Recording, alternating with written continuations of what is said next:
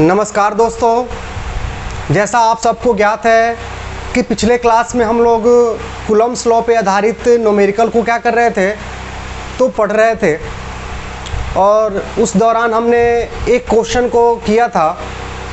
पिछले क्लास में मैंने आपको ये बताया था कि कूलम्ब्स लॉ पे आधारित आपसे 3 तरह के प्रश्न पूछे जाते हैं, जिसमें एक होता है नेट फोर्स से रिलेटेड, दूसरा होता है इक्विलिब्रियम से रिलेटेड, तीसरा होता है सिंपल हार्मोनिक मोशन से रिलेटेड।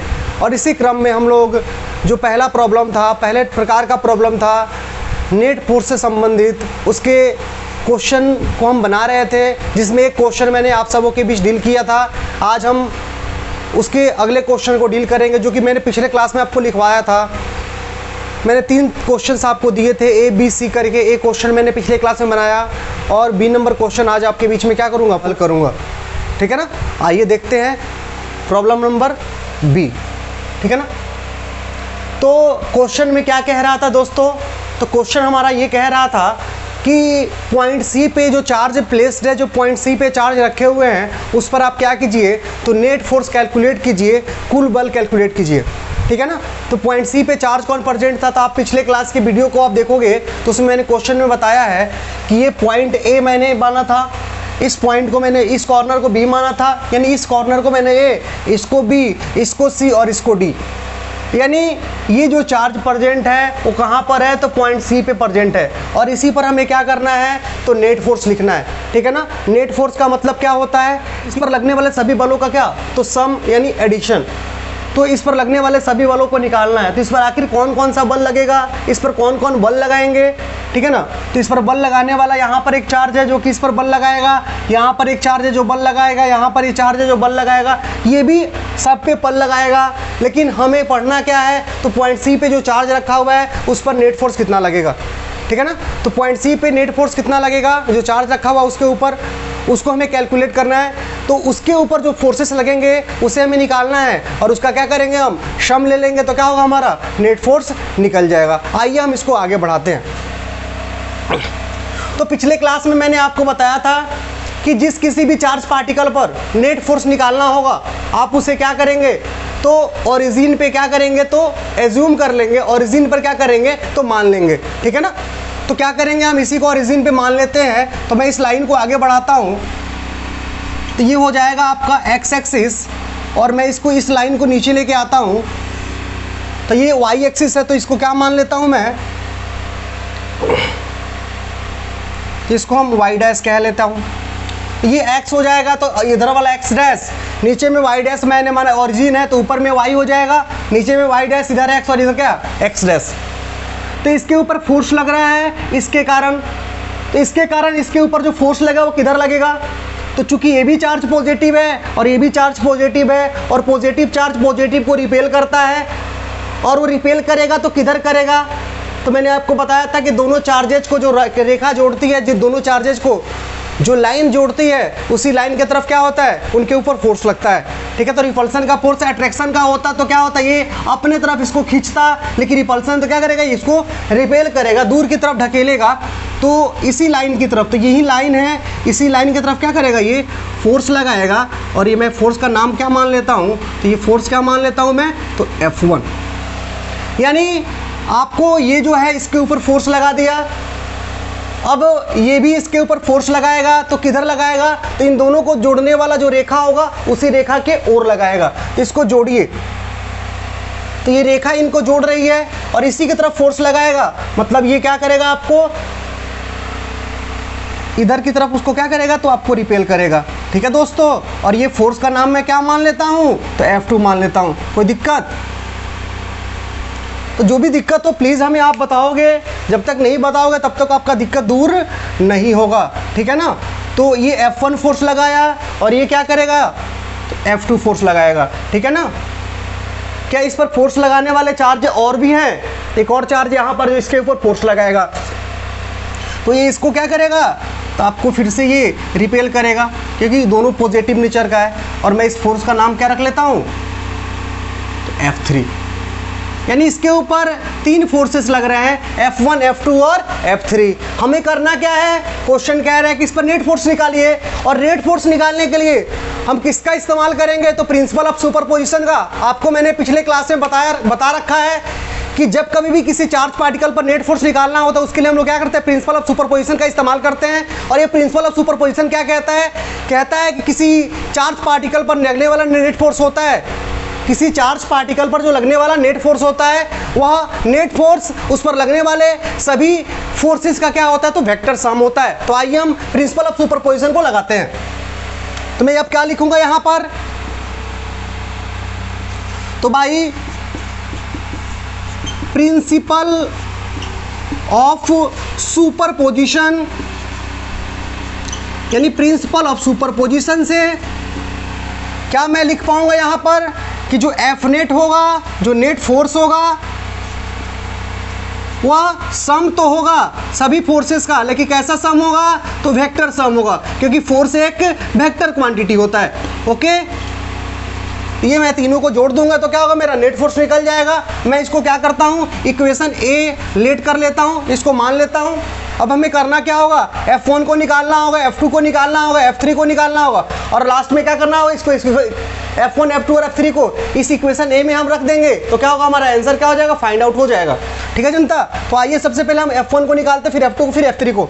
तो चूंकि हम जान रखे हैं कि F is equal to 1/4 pi epsilon naught Q1 into Q2 बटा R स्क्वायर होता है। और अब ये फॉर्मूला हम तब लगाते हैं जब हम एयर और वैक्यूम के लिए काम करते हैं। तो आपको मैंने बता रखा है कि जब कभी भी क्वेश्चन में कोई चीज़ भी मेंशन नहीं करता है तब तक हमको क्या मानना है कि चार्जेस कहाँ हैं, तो एयर और वैक्यूम में।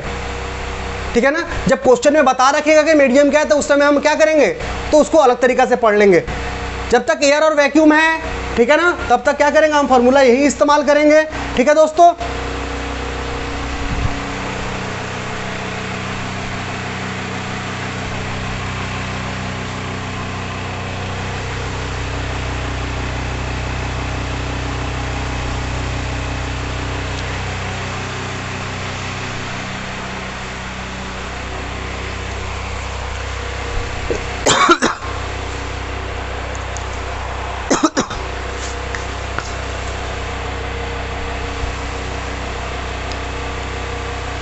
तो अब आइए पहले क्या करते हैं, हम लोग F1 को निकालते हैं।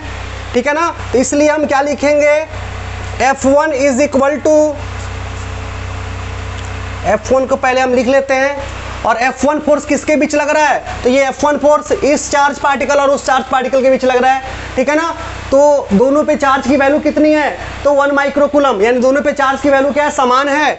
तो पहले क्या करते हैं, 1/4 पाई एप्सिलॉन नॉट का मान लिखते हैं, SI यूनिट में इसका मान कितना होता है, तो 9 × 10⁹ इंटू Q1 और Q2 दोनों पे सेम चार्जेज हैं, तो हम SI यूनिट में ये वैल्यू रखे हैं, तो चार्ज का वैल्यू भी हमें क्या रखना होगा, तो SI यूनिट में ही रखना होगा। तो यहाँ पर मैं क्या लिखूंगा, 1 × 10⁻⁻6 गुने, फिर Q2 का मान भी क्या है, 1 ही है, तो क्या हो जाएगा ये 1 × 10⁻⁻6। ठीक है ना, और डिवाइडेड बाई R स्क्वायर, यानी इनके बीच का डिस्टेंस। पिछले क्लास में मैंने आपको बता रखा है, ठीक है ना, कि इनके बीच का डिस्टेंस, एक साइड का वैल्यू मैंने बताया था कि 10 सेंटीमीटर है, तो ये स्क्वायर है, तो प्रत्येक साइड कितना हो जाएगा, तो 10-10 सेंटीमीटर का हो जाएगा। तो यहाँ पर मैं क्या रखूंगा, तो 10 रखूंगा, और चूंकि सेंटीमीटर में वैल्यू दिया हुआ था तो क्या करेंगे, इसको मीटर में बदलने के लिए हम 100 से डिवाइड करेंगे और देन इसका स्क्वायर। ठीक है ना, और इसकी वैल्यू अगर हम निकालें तो इसकी वैल्यू आपको आएगी 0.9 न्यूटन।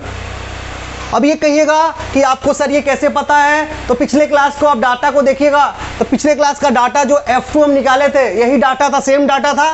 ठीक है ना, और उसकी वैल्यू कितनी आई थी, 0.9 न्यूटन। अगर आपको दिक्कत है कि 0.9 न्यूटन कैसे आ गई, तो आप इसको सॉल्व करके देख लोगे। ठीक है ना, तो ये F1 हमारा क्या हो गया, तो फाइंड आउट हो गया। अब क्या करेंगे, नाउ, यानी अब हम इसको क्या करेंगे, तो अब ये स्केलर के रूप में, इसको वेक्टर के रूप में लिखेंगे। तो चलिए इसको वेक्टर के रूप में लिखते हैं। तो लिखेंगे, मैं F1 को लिखूंगा वेक्टर के रूप में, तो इसका मैग्नीट्यूड मैंने निकाला है, कितना है, 0.9 न्यूटन।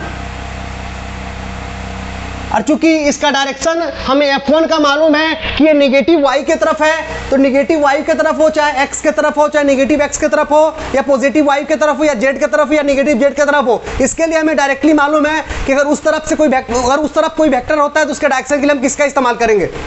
अदरवाइज हमें क्या करना होता है, तो रिजॉल्व करना होता है। तो चूंकि हमें मालूम है कि ये किधर है, नेगेटिव y डायरेक्शन की तरफ है, तो इसलिए हम इसको रिजॉल्व करने की आवश्यकता नहीं पड़ेगी। और मैं यहाँ क्या लिखूंगा, तो -j लिखूंगा। ओके,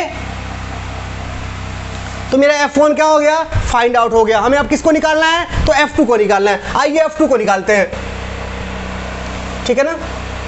एंड F2, तो F2 को निकालना है तो पुनः 1/4 पाई एप्सिलॉन नॉट की वैल्यू कितनी हो जाएगी, 9 × 10⁹।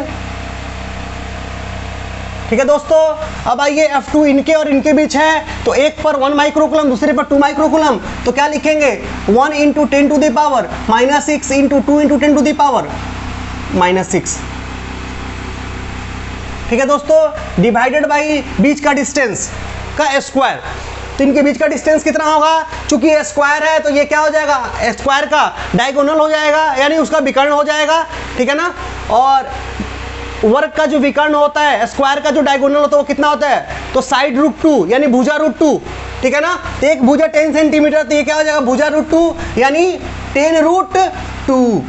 और ये चूंकि सेंटीमीटर में है तो इसको मीटर में बदलने के लिए क्या करेंगे, अब 100 से डिवाइड करेंगे और उसका स्क्वायर। कोई भी अगर प्रॉब्लम आपको हो प्लीज हमें कमेंट बॉक्स में लिख करके बताएं या मेरे को व्हाट्सअप करें। ठीक है ना। कोई भी दिक्कत हो तो बताते चलिएगा प्लीज। ठीक है ना। मैं आगे इसको सॉल्व करूं, तो इसको सॉल्व करूंगा तो क्या होगा जनता, ये इसका √2 का स्क्वायर भी करो तो क्या होगा, 2 होगा, इसको बाहर निकाल लो। जो बाहर निकलो तो क्या होगा, 10/100 का स्क्वायर होगा। और ये 2 जब बाहर निकलेगा, √2 बन करके जब बाहर निकलेगा तो क्या हो जाएगा, ये इस 2 से कैंसिल आउट हो जाएगा। जब इस 2 से कैंसिल आउट हो जाएगा तो ये फिर से डाटा क्या होगा, हमें ऐसा मिल जाएगा। और जब ऐसा मिलेगा तो इसकी वैल्यू कितनी हो जाएगी, 0.9 न्यूटन। दिक्कत है, सॉल्व कर लीजिए। ठीक है ना। ये F2 हो गया, हमें इसको क्या करना पड़ेगा, तो वेक्टर के रूप में लिखना पड़ेगा। ठीक है ना। तो नाउ हमें इसको वेक्टर के रूप में लिखना है। किसको लिखना है, तो F2 को। तो F2 अब देखिए किधर है, क्या ये x की तरफ है, क्या ये y की तरफ है, क्या x डैश की तरफ है, क्या y डैश की तरफ है, क्या z की तरफ है, कि z डैश की तरफ है, तो ये किधर भी नहीं है। z होता है बाहर, z डैश होता है भीतर, x इधर, x डैश इधर, y इधर, y डैश इधर, तो ये कहीं का नहीं है। समझ में आ रहा ना। तो इसको हमें क्या करना पड़ेगा, तो रिजॉल्व करना पड़ेगा। रिजॉल्व करने के लिए कोई बड़ी बात हमारे नहीं है, हमको मालूम होना चाहिए कि जो वेक्टर को रिजॉल्व करना है, जिस वेक्टर को रिजॉल्व करना है वह x के साथ या y के साथ कितना एंगल सबटेंड कर रहा है, ये हमें मालूम होना चाहिए। ठीक है ना। तो आइए देखते हैं। तो चूंकि ये स्क्वायर है तो इसका प्रत्येक एंगल क्या होगा, 90 डिग्री का होगा, तो ये 90 होगा।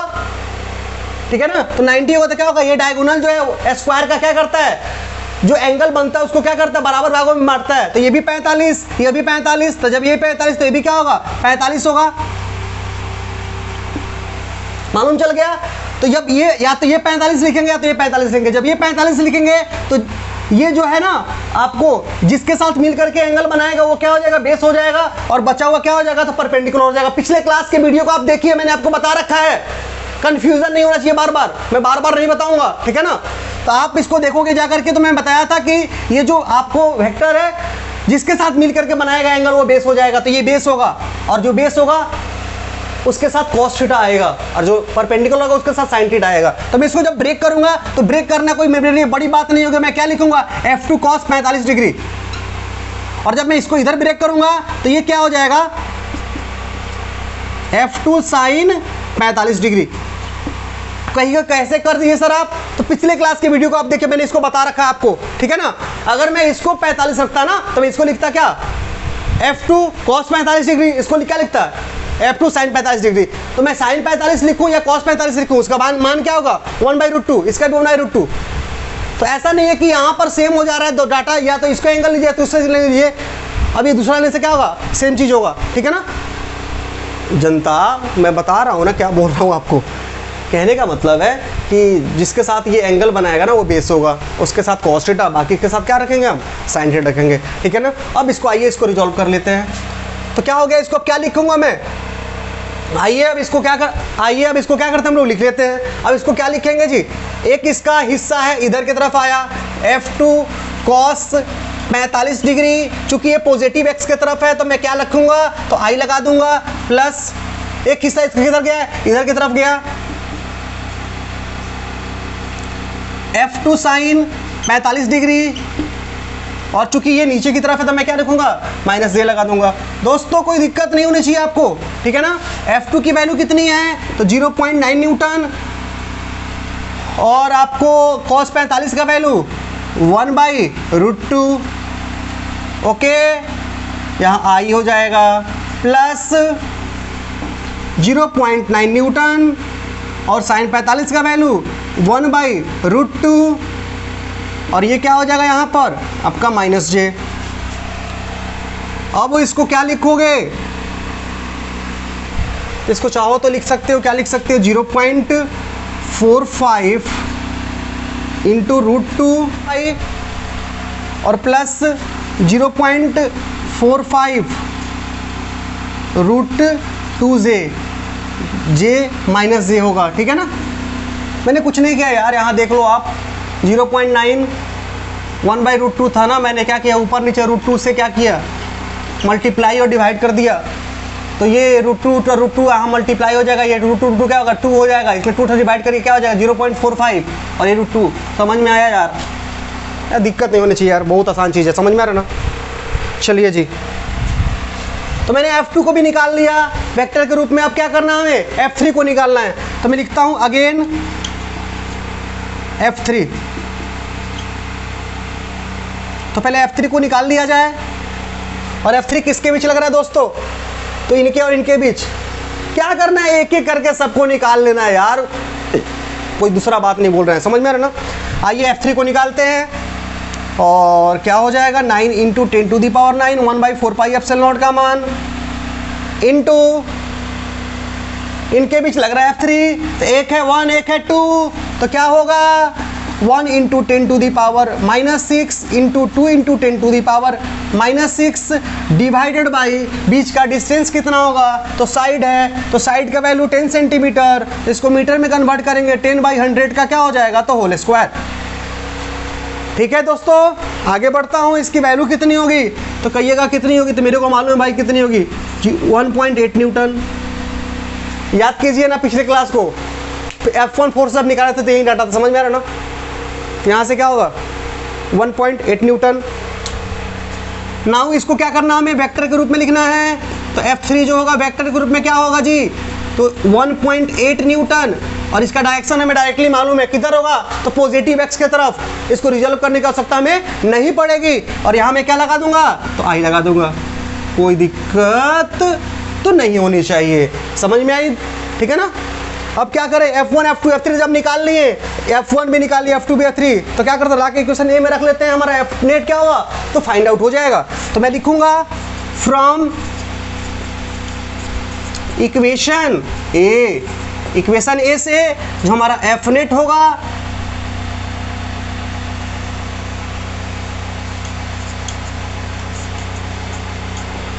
F नेट कैसे निकालेंगे, F1 F2 F3 को जोड़ेंगे। F1 निकाले हैं, ये आया, F2 ये आया, F3 आया। करना क्या होता है, I के कंपोनेंट को, सॉरी, करना क्या होता है इसमें जोड़ने के समय, I के कोफिशिएंट को I के कोफिशिएंट के साथ, J के कोफिशिएंट को J के कोफिशिएंट के साथ, और K के कोफिशिएंट को K के कोफिशिएंट क्या करेंगे, अगर जोड़ देंगे तो क्या होगा, नेट फोर्स हमारा निकल जाएगा। तो यहाँ से क्या होगा जनता, तो आइए, ये इसका साथ J है, J यहाँ पर J, और यहाँ I है, तो J को J के साथ जोड़िए, ठीक है ना, और फिर I को I के साथ, ये I इसके साथ ये है, और I इसके साथ ये है, तो I को पहले ऐड कर लेते हैं। तो क्या होगा जी, देखिए तो 0.45 √2 प्लस, यहाँ न्यूटन मैंने लगाया था, न्यूटन मैंने छोड़ दिया, इससे कोई दिक्कत नहीं होगा, लास्ट में आप लिख भी सकते हो, यहाँ न्यूटन लगा लो, छूट गया जल्दीबाजी में, बस न्यूटन का यूनिट जो था इसका न्यूटन लगाया नहीं था हमने, ठीक है ना। तो क्या हो जाएगा इसका 1.8 और ये क्या हो जाएगा न्यूटन, और ये एक्स की तरफ हो जाएगा प्लस, अब जे वाला को एक साथ, जे वाला किधर किधर है जी, तो एक यहाँ पर है और एक यहाँ पर है, तो क्या हो जाएगा 0.9 plus plus plus plus 0.45 √2 Newton, ये क्या हो जाएगा तो माइनस जे का, तो यह हमारा निकल गया क्या जी एफ नेट यानी कुल बल। ठीक है ना, तो ये कुल बल जो निकला है वो किस रूप में निकला है, तो वेक्टर के रूप में लिखना है। ठीक निकला है, ये जो हमारा कुल बल निकला है वो किस रूप में निकला है, तो वेक्टर के रूप में निकला है। तो इसके पास मैग्नीट्यूड भी होंगे, इसके पास डायरेक्शन भी होंगे, और इसके मैग्नीट्यूड को निकालने के लिए मैंने पिछले क्लास में बताया था किसी वेक्टर को अगर मैग्नीट्यूड निकालना है, अगर वो आई और जे के रूप में होता है तो क्या करेंगे, तो उसके मैग्नीट्यूड को निकालने के लिए, उसके परिमाण को निकालने के लिए क्या करेंगे, हम स्क्वायर रूट लेंगे। किसका, तो आई के कोफिशिएंट का और जे के कोफिशिएंट के स्क्वायर का।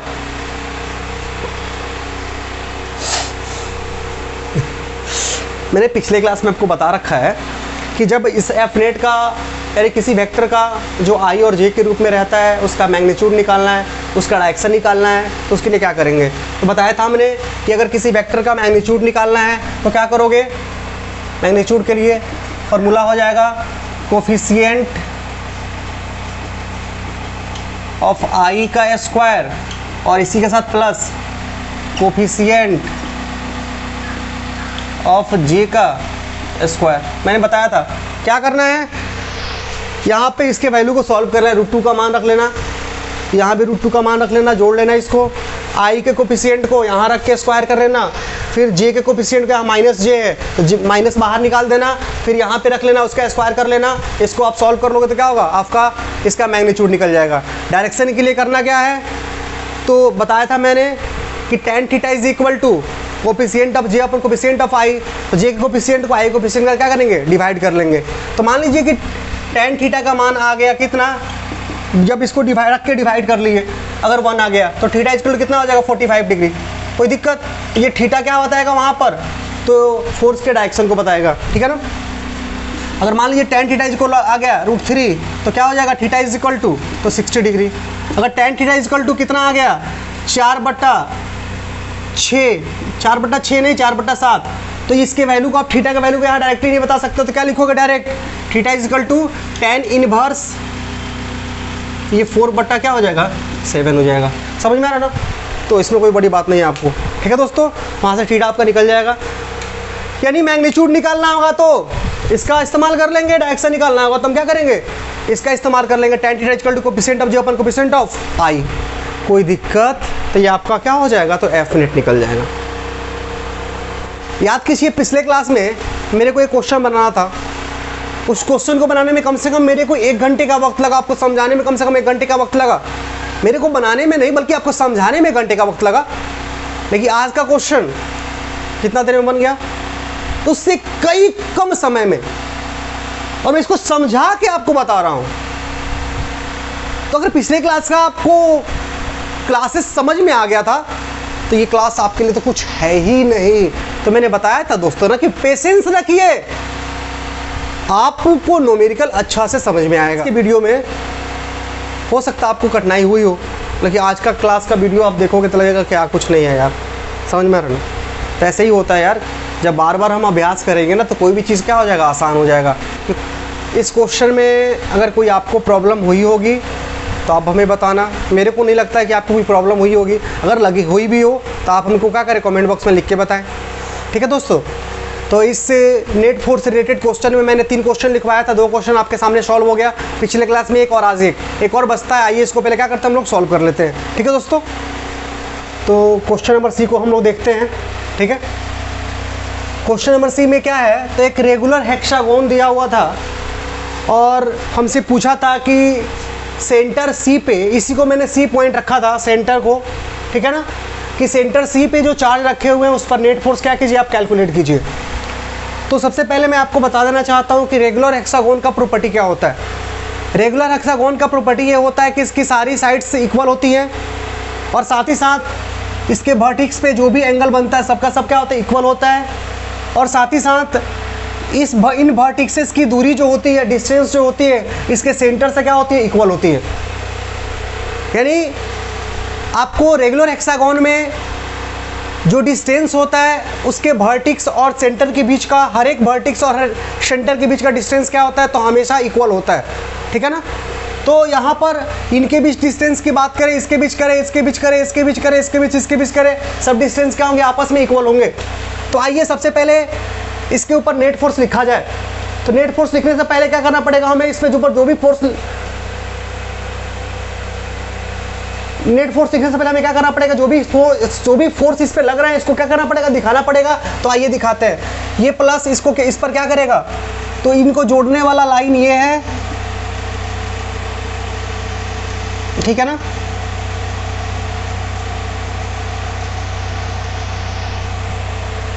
अब एक बार ये लाइन जोड़ने वाला है, अब क्या होगा, तो ये प्लस है, इस प्लस को क्या करेगा, तो रिपेल करेगा। किस फोर्स से, F1 फोर्स से। मैं इसको भी कंटिन्यूअसली मिला देता हूँ, काम पड़ेगा सबका हमें।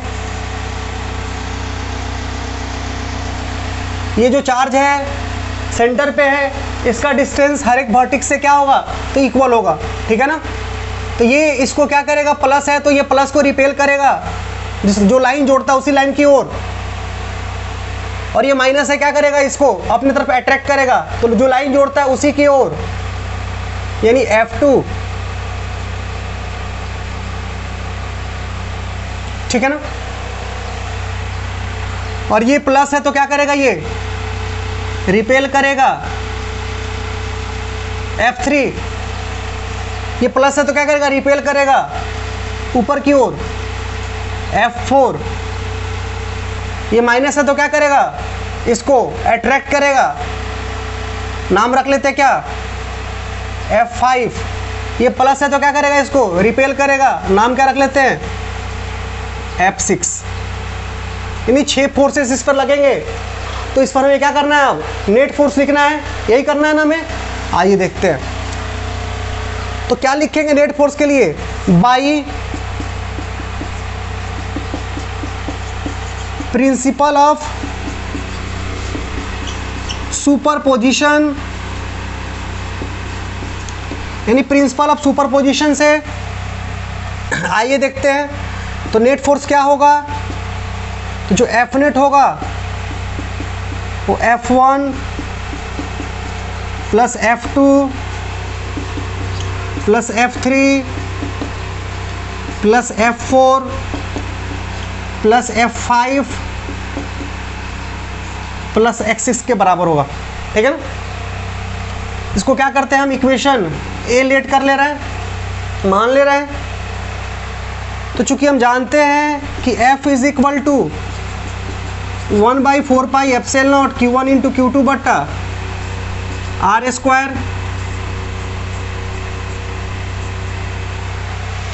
ठीक है ना। तो इसलिए F1 की बात करें तो F1 क्या होगा, तो यहाँ पर 1/4 pi epsilon naught Q1 into Q2। F1 किसके बीच है, इसके और इसके बीच है। तो Q1 को मैं Q लेता हूँ इंटू Q2। Q2 कितना है, 1 माइक्रोकूलम, 1×10⁻⁶ डिवाइडेड बाई बीच का डिस्टेंस। मैं सभी के बीच का डिस्टेंस जो है ना, यहाँ इनके बीच, इनके बीच, इनके बीच, इनके बीच, इनके बीच, इनके बीच, सभी के बीच का डिस्टेंस मैं अभी R ही रहने देता हूँ, क्योंकि इसकी वैल्यू भी क्या अननोन है, इस Q की वैल्यू भी अननोन है। इसकी वैल्यू दी रहेगी तो भी हम इसको बना ही लेंगे, नहीं दिए तो भी इसको हम बना लेंगे, इसमें टेंशन लेके हो सकता नहीं है। मैं इसके इनके बीच का, इनके बीच का, इनके बीच का, इनके बीच का, इनके बीच का डिस्टेंस मैं क्या करता हूँ, R ही मान लेता हूँ। तो मैं यहाँ R का स्क्वायर ही रहने देता हूँ। तो सोच रहे हो कि सर तो फिर बिना वैल्यू के हम कैसे क्वेश्चन को बनाएंगे, तो बिना वैल्यू के हम क्वेश्चन को नहीं बना सकते हैं। ये वैल्यू जो भी आएगा तो अननोन आ जाएगा, ठीक है ना। अगर एक्यूरेट मान निकालना है तो हमको इस सब की वैल्यू चाहिए, इस Q की वैल्यू भी चाहिए। Q की वैल्यू अगर नहीं दी हुई है, ठीक है ना, तो भी हम इस क्वेश्चन को बना सकते हैं, लेकिन जो वैल्यू निकलेगा वो क्या होगा, एक्यूरेट वैल्यू नहीं निकलेगा, अननोन वैल्यू निकलेगा, ठीक है ना। लेकिन इस क्वेश्चन को अटेम्प्ट करते समय मेरे दिमाग में ये बात आई है कि इसमें जो फोर्सेस लग रहे हैं, ये फोर्स और ये फोर्स एक दूसरे के अपोजिट डायरेक्शन में है, ये फोर्स और ये फोर्स एक दूसरे के अपोजिट डायरेक्शन में है, और ये फोर्स और ये फोर्स एक दूसरे के अपोजिट डायरेक्शन में है। अगर दो फोर्सेस एक दूसरे के अपोजिट डायरेक्शन में होते हैं, अगर दोनों फोर्सेस का, दोनों वेक्टर का मैग्नीट्यूड क्या होता है, अगर इक्वल होता है, डायरेक्शन क्या होता है, अपोजिट होता है, तो उनका एडिशन हमेशा क्या होता है, तो जीरो के बराबर होता है। मैं ये सोच करके क्वेश्चन को आगे अटेम्प्ट कर रहा हूँ, ठीक है ना। अगर नहीं तो मैं क्या करूंगा, फिर से वही process अपनाऊंगा, F1 F2 F3 F4 F5 F6 सबको निकालूंगा और इक्वेशन में रखूंगा और आंसर क्या होगा, पाऊंगा, ठीक है ना। लेकिन इससे पहले मेरे दिमाग में ये बात थोड़ा सा आई है कि क्यों ना एक बार चेक कर लिया जाए कि क्या ये F2 और F5 का जो मैग्नीट्यूड है क्या आपस में बराबर हो सकते हैं। क्या फायदे होंगे इसके, मैं आपको बताता हूँ कि F3 और F6 के मैग्नीट्यूड आपस में बराबर हो सकते हैं, क्या F4 और F1 के मैग्नीट्यूड आपस में बराबर हो सकते हैं। अगर बराबर हो सकते हैं तो क्वेश्चन तो ऐसे ही बन गया, डायरेक्टली हम बना सकते हैं। अगर नहीं होगा तो लास्टली क्या करना है, हमें फिर से F1 F2 F3 F5 F6 सबको निकालेंगे और रख लेंगे और हमारा क्या होगा, आंसर बन जाएगा, ठीक है ना। तो मैं पहले F1 को निकाल लिया हूँ, ठीक है ना। तो F1 में इस Q अननोन है, इसकी वैल्यू तो हमें मालूम है, लेकिन फिर भी कोई दिक्कत नहीं है, अननोन वैल्यू ही आएगा, हमें कोई प्रॉब्लम नहीं है। लेकिन मैं क्या करना चाहता हूँ, मैं चेक करना चाहता हूँ कि F1 और F4 आपस में मैग्नीट्यूड के हिसाब से बराबर है। तो आइए देखते हैं। तो F1 मैंने निकाला एंड अब क्या करता हूँ, मैं डायरेक्टली F4 निकालता हूँ। तो F4 क्या होगा जी, 1/4 पाई एप्सिलॉन नॉट, तो इसमें भी रहेगा। और F4 किसके बीच है, इसके और इसके बीच है, तो ये Q और ये 1, तो Q इंटू 1 गुणे 10 के power -6 divided by R square, क्योंकि डिस्टेंस मैंने सबके बीच का क्या कर लिया है, R मान लिया है, ठीक है ना। तो मैं F1 और F4 को आप देख रहा हूं, तो मैं क्या देख पा रहा हूं कि दोनों का वैल्यू क्या आपस में बराबर है, और जो मैं सोच रहा था वो हो गया, जो हम लोग सोचे वो हो गया। नहीं होता देन जो हमने आपको दो क्वेश्चन बनाया है ना, जो तरीका उस पर अपनाया वो तरीका अपनाते और क्वेश्चन क्या होता हमारा, तो बन जाता, ठीक है ना। मैं जो सोच रहा था वो यहाँ पर F1 और F4 के साथ हो गया, ठीक है ना। और बाकी साथ के चेक करते हैं क्या होने वाला है, ठीक है ना। तो आइए देखते हैं। अब क्या करता हूं, मैं F2 निकालता हूं। तो F2 किसके बीच है, इसके और इसके बीच है। तो F2 को देखिए एंड, या आप इसको कर लो नाउ। अब क्या करते हैं हम, इनके बीच लिखने वाला F2 और इनके बीच लिखने वाला F5 को सोचते हैं। तो क्या होगा जी, 1/4 पाई एप्सिलॉन, इसमें भी होगा Q1 इंटू Q2 यानी 3 इंटू Q इसमें, और Q1 into Q 3 into Q इसमें। अब बीच का डिस्टेंस R, यानी दोनों सेम है। क्या सेम है जी, F1 में यानी F में क्या सेम है जी, चूंकि हम जानते हैं कि F equal to 1/4 pi epsilon naught और Q1 इंटू Q2 बटा तो R स्क्वायर होता है। तो इसमें निकालिए फोर्स, इसके बीच निकलिए फोर्स, ये होगा दोनों में कॉमन, Q1 इंटू Q2 3 और Q, इसमें भी 3 और Q, ये भी हो जाएगा, और बीच का डिस्टेंस बराबर है। तो क्या होगा, आपको ये F2 और F5 भी क्या होगा, मैग्नीट्यूड के हिसाब से बराबर होगा। तो यहाँ क्या लिख सकते हैं कि F2 का जो मैग्नीट्यूड होगा वो F5 के मैग्नीट्यूड के क्या होगा, तो बराबर होगा। हमने यही देखा। यहाँ भी हम लिख सकते हैं, हेयर क्या लिख सकते हैं हम कि F1 का जो मैग्नीट्यूड है वो किसके बराबर है, तो F4 के मैग्नीट्यूड के। यहाँ F2 का F5 आ गया। अगेन हम किसका देख रहे हैं, अब F3 और F6 का। तो इसमें इसके बीच फोर्स निकालिए, इसके बीच फोर्स निकालिए, 1/4 पे एप्सिलॉन तो होगा Q1 इंटू Q2, 2 गुने Q होगा, बीच का डिस्टेंस सेम है तो फोर्स भी क्या होगा, तो सेम होगा। तो अगेन हम यहाँ क्या लिख सकते हैं कि F3 का जो मैग्नीट्यूड होगा वो F6 के मैग्नीट्यूड के बराबर होगा। तो मैं इतनी जल्दी करके इसको निकाल करके क्या दिखाना चाहता हूँ आपको, तो दोस्तों मैं दिखाना चाहता हूँ कि देखिए, मान लीजिए कि अगर ये x है और ये x डैश है, इधर कोई वेक्टर है x डैश है और ये इधर कोई वेक्टर है जो कि a है, इसका मैग्नीट्यूड कितना है, 10 है। इधर भी एक वेक्टर है जो कि b है और इस वेक्टर b का मैग्नीट्यूड भी कितना है, तो 10 है। हम दोनों वेक्टर को जोड़ना चाहते हैं, तो vector a plus vector b क्या होगा, तो इसको क्या लिखोगे, 10i, अब प्लस क्या लिखोगे इसको, 10 माइनस i, और ये वैल्यू क्या हो जाएगा, 0 हो जाएगा। ये प्लस और एक माइनस, तो दो वेक्टर है, दोनों का मैग्नीट्यूड समान है, डायरेक्शन क्या अपोजिट है, तो इसकी वैल्यू क्या हो गई, 0 हो गई। नेट वैल्यू क्या हो गई, 0 हो गई। तो इसी प्रकार दोस्तों कोई भी दो वेक्टर हो, अगर उसका डायरेक्शन अपोजिट है और उसका मैग्नीट्यूड बराबर है तो उसकी एडिशन क्या हो जाएगी, तो जीरो हो जाएगी। इसलिए हमको इसको निकालने में बहुत खुशी हो रही है कि चलो इसको निकाल लेते हैं, कुछ ना कुछ हो जाएगा। समझ में आ रहा है? इसलिए मैं ये प्रोसेस थ्रू ना जा करके इस प्रोसेस को अपनाया हूँ कि ताकि मेरा अगर बराबर हो जाता है तो डायरेक्टली इसका आंसर हम लिख सकते हैं, ठीक है ना। नहीं तो अगर नहीं बराबर होता तो क्या करते हैं, तो जो तरीका दो क्वेश्चन पे लगाए हैं वही तरीका क्या करते हैं, हम लगा देते हैं। समझ में आ रहा ना। तो आइए देखते हैं। अब मैं लिखता हूं फ्रॉम इक्वेशन ए, इक्वेशन ए से आइए एफ नेट के बारे में सोचते हैं। तो मैं यहां पर F1 और F4 बराबर हुआ है आपस में, मैं क्या लिखूंगा, F1 प्लस F4 आप एक साथ, फिर F2 और F5 एक साथ, और प्लस F3। मैंने क्या किया, दो का एक पेयर बना दिया, ठीक है ना। दो का पेयर मैंने बना दिया। क्या किया, उसी चीज को मैंने क्या किया, थोड़ा सा दूसरे तरीका से लिख दिया, पेयर बना करके।